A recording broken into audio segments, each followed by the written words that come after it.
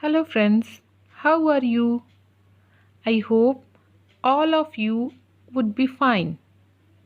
Today, we are going to discuss summary of book Sapiens: A Brief History of Humankind by Yuval Noah Harari.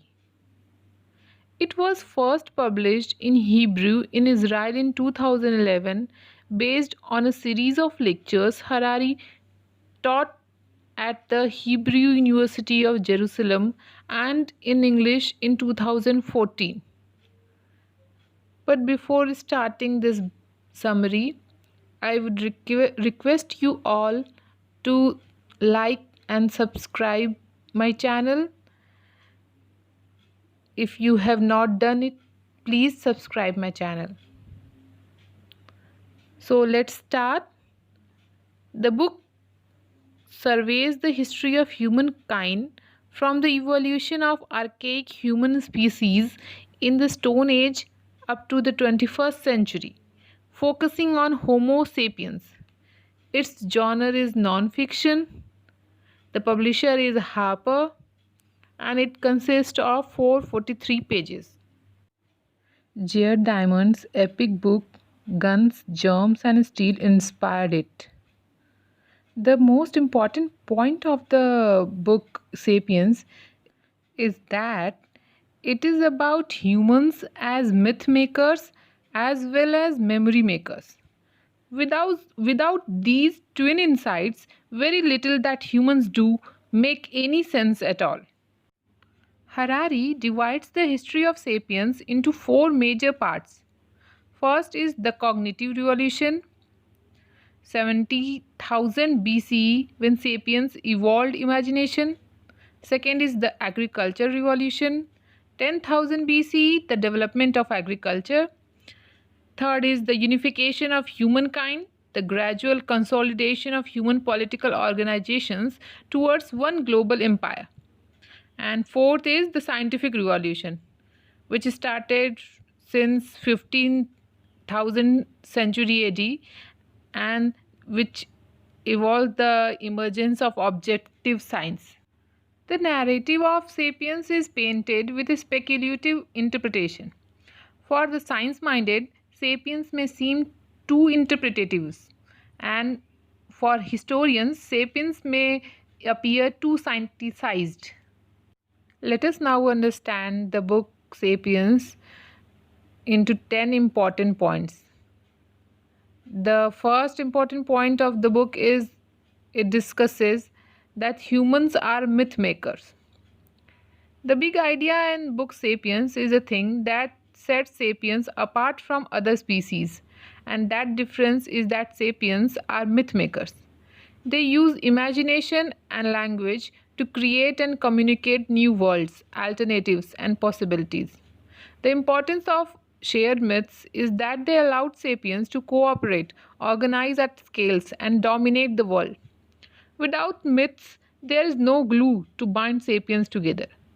At an individual level, humans might be memory makers, but as a species, at a species level, they are myth makers. The genetic mutation that allowed the cognitive powers of speech and imagination to emerge some 70,000 years ago is what Harari calls the cognitive revolution. Second point is the intersubjectivity rule. The source of human insight is not objective fact nor subjective impressions. It lies in the intersubjective myths, our shared subjectivity. Powerful intersubjective myths include laws, goods, money, morals, patriarchy, and nations that exist neither in the natural world nor only in unshared imaginations, but in shared intersubjectivity. Understanding humans is not about understanding their differences. It's about understanding the intersubjective myths they share. Third point is brands are powerful intersubjective myths. Harari gives an example of Pugo. Puga is an example of an intersubjective. It doesn't exist in the natural world. You could kill all Pugo people, buildings, and products, and Pugo would still exist. Instead, Pugo exists as a shared myth or fiction in our intersubjective imagination that is powerful because it has the power to move humans to produce and consume at a scale. The fourth point is fiction, not facts explain. The myths sapiens share define who they are and what they do. Take money, a most powerful shared fiction. Dollar bills are meaningless tokens without the shared fiction that they have value. Endowed with shared meaning, money becomes a unit of exchange, peace of mind, and the measure of our choices. And importantly, it explains behavior. For Harari, money is also the apogee of human tolerance because it is more open minded than any other shared fiction, language, laws, cultural codes, or religious beliefs. Because it does not discriminate on the grounds of ethnicity, religion, age, or sexual orientation. Fifth point is change the myth, change the world. The intersubjective myths that both bind sapiens together and break them apart is the glue that holds culture together.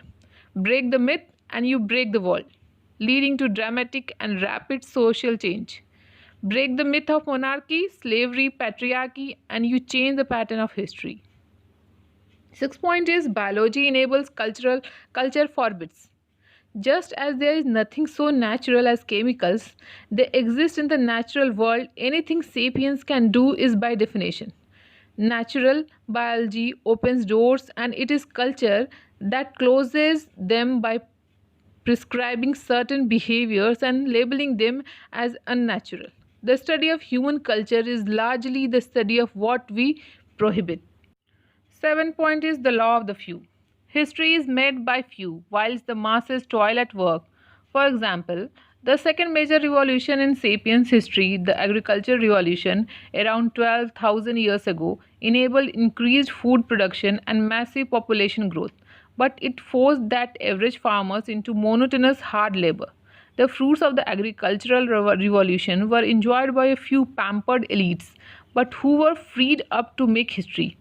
For Harari, the agricultural revolution was history's biggest fraud. Eighth is the how of happiness. Human happiness does not really depend on objective conditions of wealth, health, or even community. Rather, it depends on the correlation between objective conditions and subjective expectations. This means yesterday's luxuries are today's necessities. And by raising expectations further, mass media and advertising may be depleting the human potential for contentment. However, happiness may be a false god, fiction, inappropriately devoted from its natural status as a fleeting neurochemical response designed to reward adaptive behavior. For sapiens, happiness may not be the absence of misery, but the cause of misery driven by the tension, restlessness, and dissatisfaction that comes from the pointless perpetual pursuit of an ephemeral neurochemical response. Ninth point is humans are superhuman. The third and possibly final revolution in human history is underway now and is the scientific revolution that began 500 years ago. Though scientific discovery and technological innovation, the scientific revolution has empowered sapiens to transform their environment and themselves, giving them superhuman powers and practically limitless energy. The scientific revolution has seen mythical stories replaced by falsifiable theories, certainties replaced by uncertainty, conservation replaced by curiosity, and perhaps most importantly, words replaced by numbers. But are we any happier? The next point, that is the 10th and last point, is the future is trans. The story of sapiens is coming to an end in the next century or so, as a species has outgrown into hominid self. Through science and technology, they have the power and intelligence to become gods and create new artificial life and recreate themselves. Sapiens are the new gods of intelligent design. They are homo deus. Their future is not as human, it is transhuman as they transition into something new, if they do not destroy themselves first. The problem with sapiens is that despite their power, they do not know what they want. They do not even know what they want to want. Is there anything more dangerous than dissatisfied and irresponsible gods who don't know what they want? And with these points, Harari ends his book. I hope you liked the book, the summary of the book, and if you do so, please subscribe my channel and like the video. Thank you. Have a nice day.